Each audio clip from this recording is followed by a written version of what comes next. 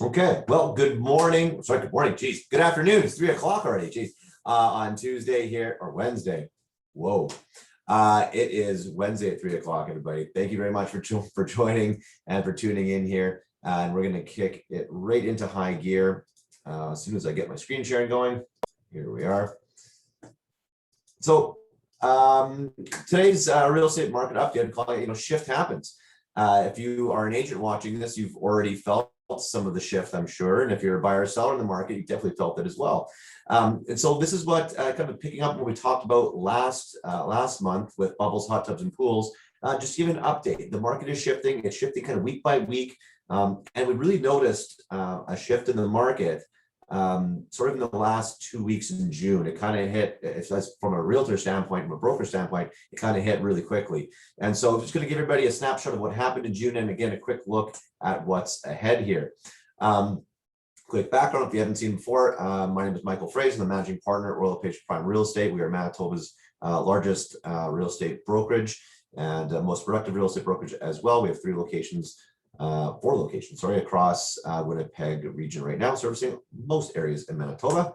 And when we talk about the stats, quickly, a little disclaimer as well. This is their stats presented from the Winnipeg Regional Real Estate Board, which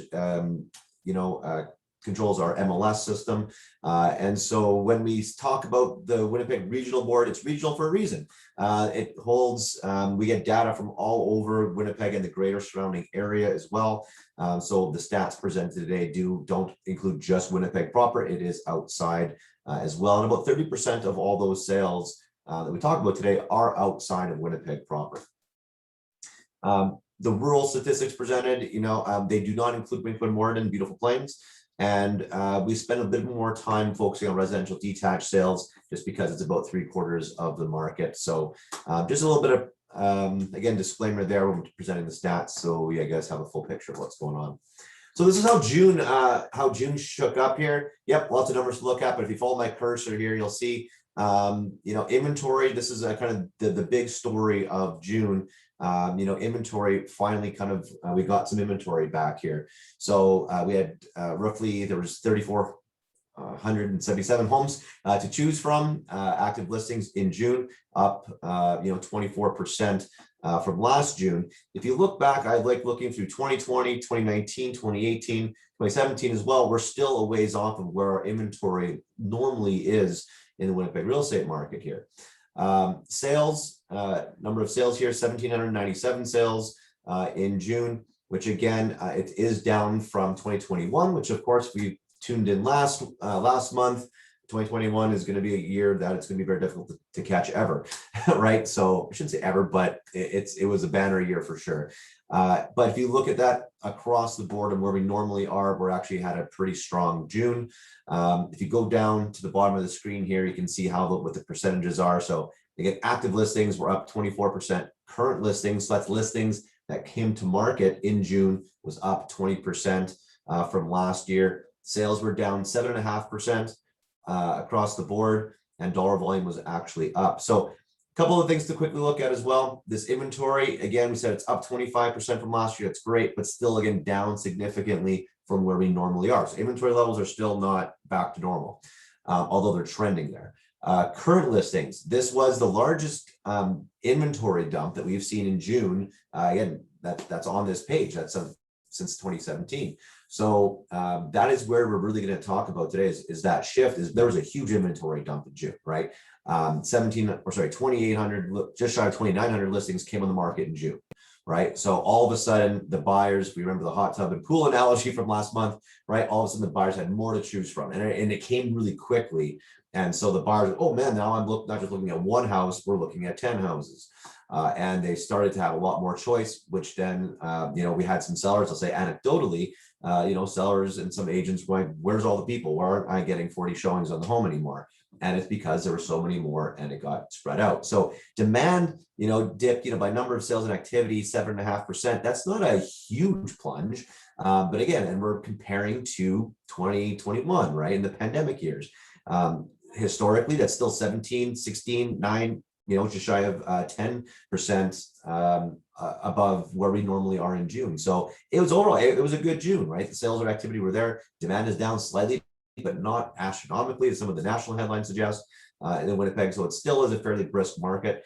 And when we look here, right, at our ratios, remember last time, this is what the real telling story is of the market and what happens to prices are these two numbers here. So sales to active listings, this is the relationship again between supply and demand, right? And that is what fuels prices in everything, supply and demand, and especially in real estate. So this is that relationship quantifier is this number here. And at 51.68%, which you'll see in the next slide, but that means half the inventory is selling every month, which means we have 2 months of inventory, roughly, give or take. There's a decimal in there.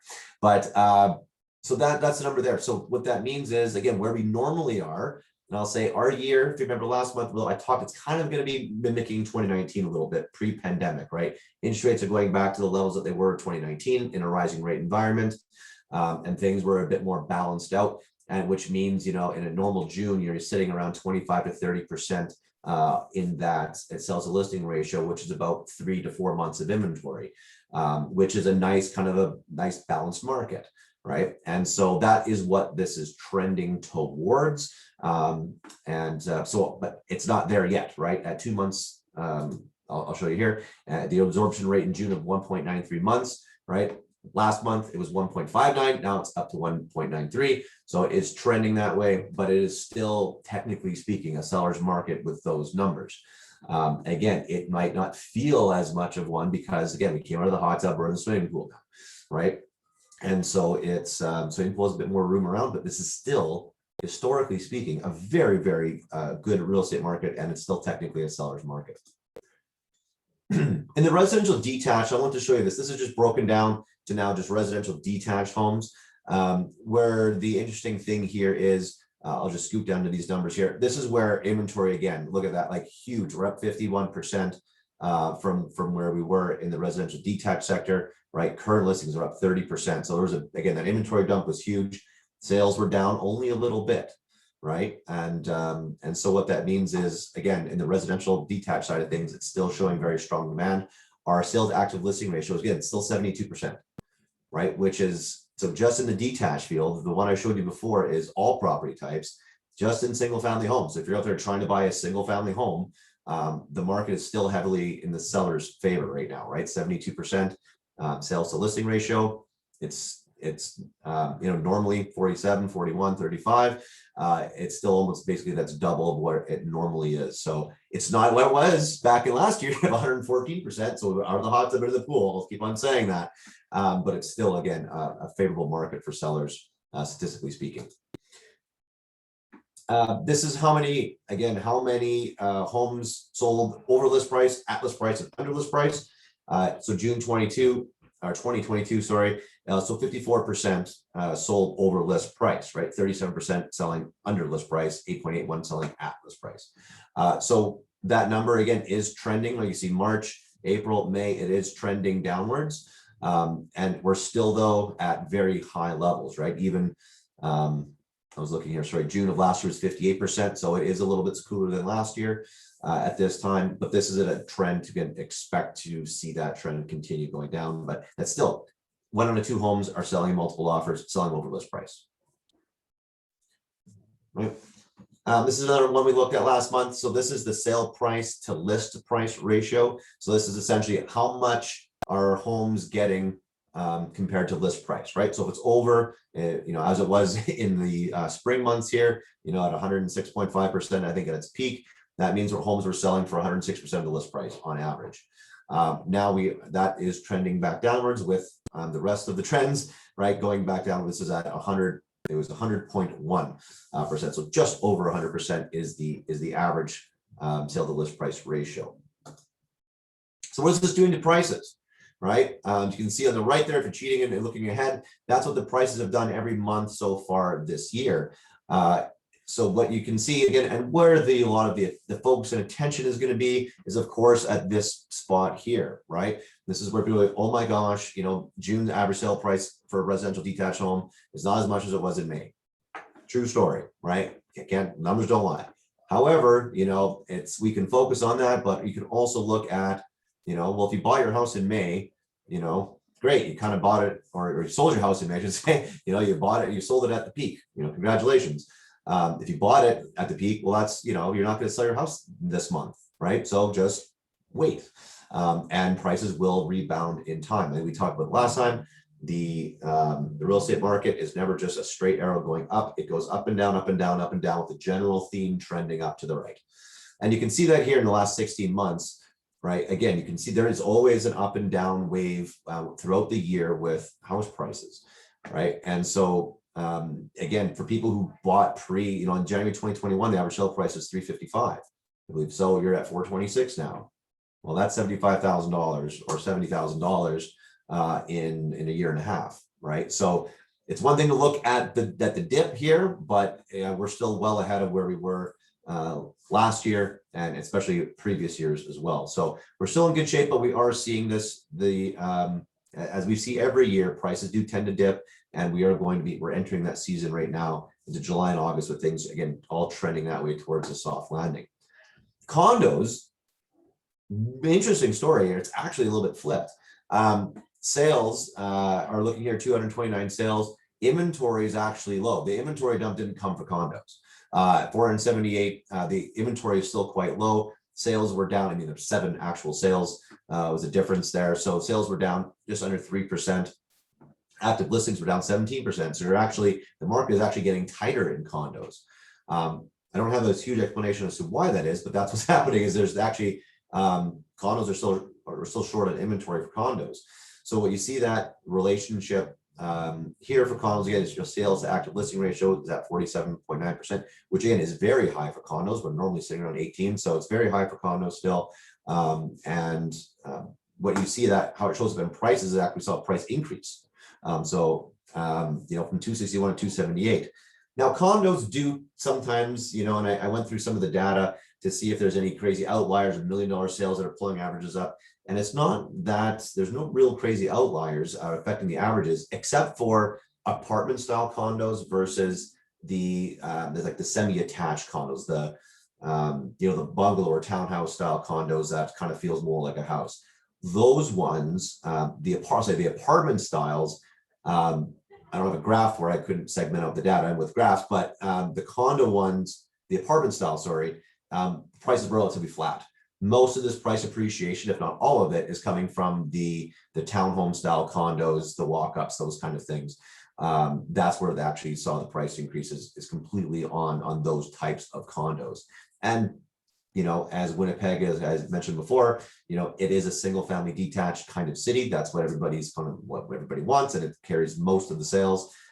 It seems quite natural to think that the condos that mimic a single family attached or detached home see a larger price increase. But that's interesting news for condos there too. So looking ahead, again, this is sort of, that's not the right slide. Oop, I'm sorry. I'm gonna move up my slide here. What we said a month ago is still true, right? These are all quotes, that we said from last month.